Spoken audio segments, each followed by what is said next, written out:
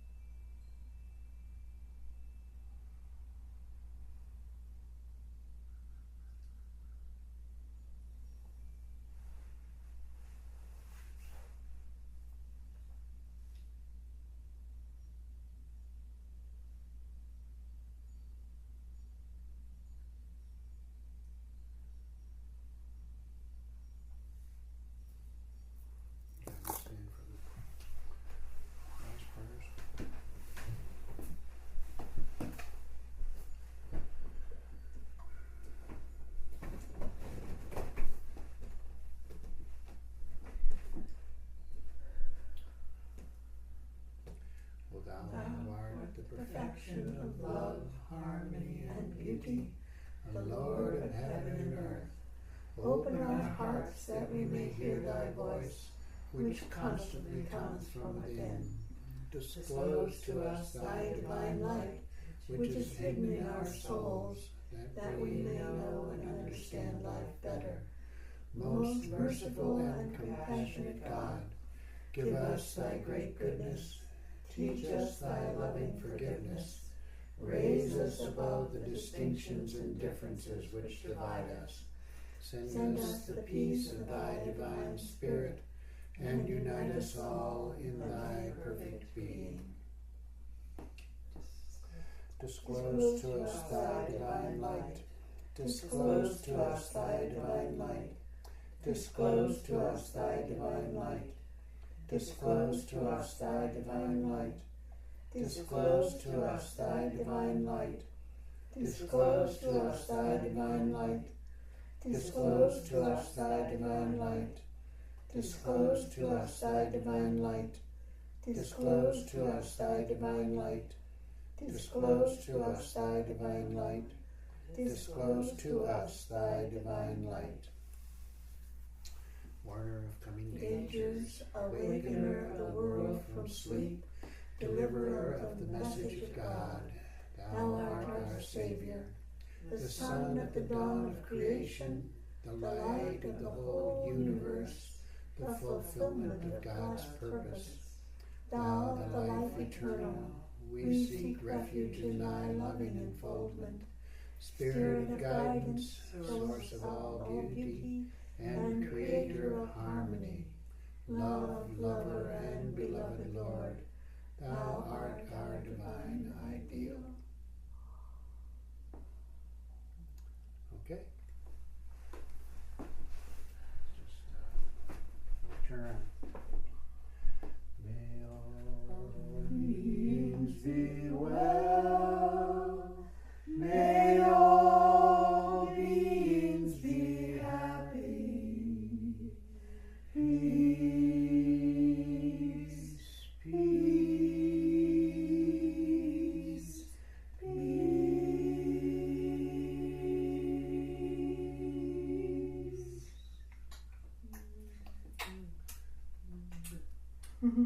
Okay.